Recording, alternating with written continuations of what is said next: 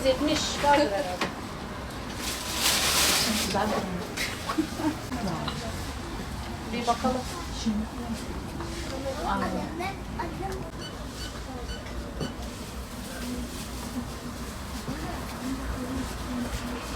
O dışarıdan mı?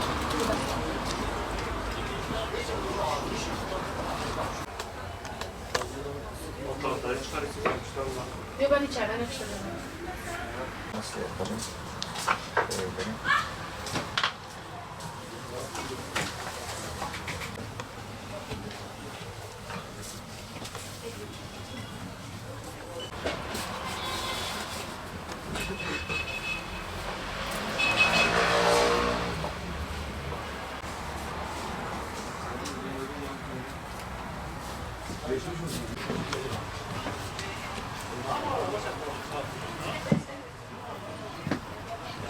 Evet, tabii ki yani kıştan yaza geçerken baharda mevsimsel alerjiler olur. İşte mevsim geçişi olduğu için bağışıklık çok önemli. Bağışıklığın yüksek tutulması gerekiyor. İşte bunlar için bizdeki hani doğal verebileceğimiz papatyadır, zencefildir, zerdeçaldır, bu tür şeylerin önemi var. Yani çocukların da yetişkinlerin de kullanması gereken ürünlerdir. Tabii bundan daha önemlisi şöyle bir şey, hani çocukların da yetişkinlerin de doğal beslenmeleri önemlidir. Bunun için dirençlerinin düşmemesi için doğal şeylerle beslenmeleri gerekiyor.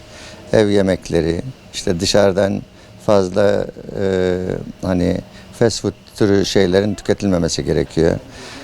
Eskiden olduğu gibi pekmezdir, şeydir, nedir adı,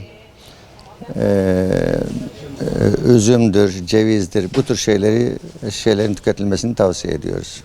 Şimdi tabii öksürük varsa biz bunu kozalak macunu öneriyoruz. İşte balgam söktürücü olarak hatmi çiçeği öneriyoruz. İltihap sökücü olarak da papatya veriyoruz. Ada çayı tüketilmesini tavsiye ediyoruz. Ihlamurdur. Genellikle bunlar vücut direncini hani yüksek tutar.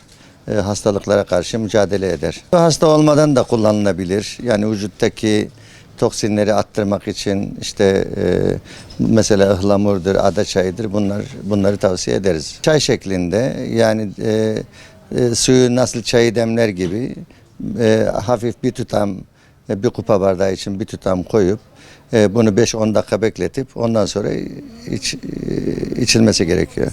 Ya günde 2 kere tüketilebilir. Sabah akşam öneririz.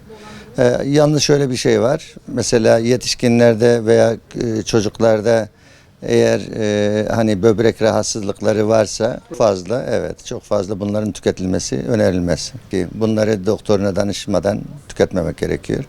Ama ıhlamurdur, işte ada çayıdır, bütün bunların hepsi şeydir, yani bunların herhangi bir yan etkileri yok.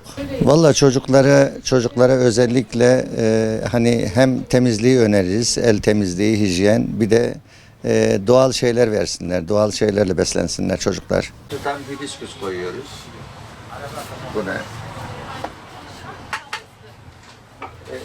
Biraz tane zencefil bırakıyorum.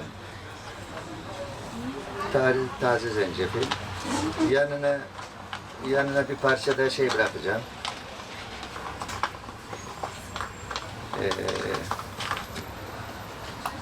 Zerdeçal bırakacağım. Şöyle 2 tane de bundan bıraktım. Ondan sonra C vitamini, en fazla antioksidan özelliği olan kuşburnu. Ondan sonra havlucan bırakıyorum. Havlucan da hem vücut direncini yüksek tutmak için şöyle bıraktım. Ihlamur bırakıyorum.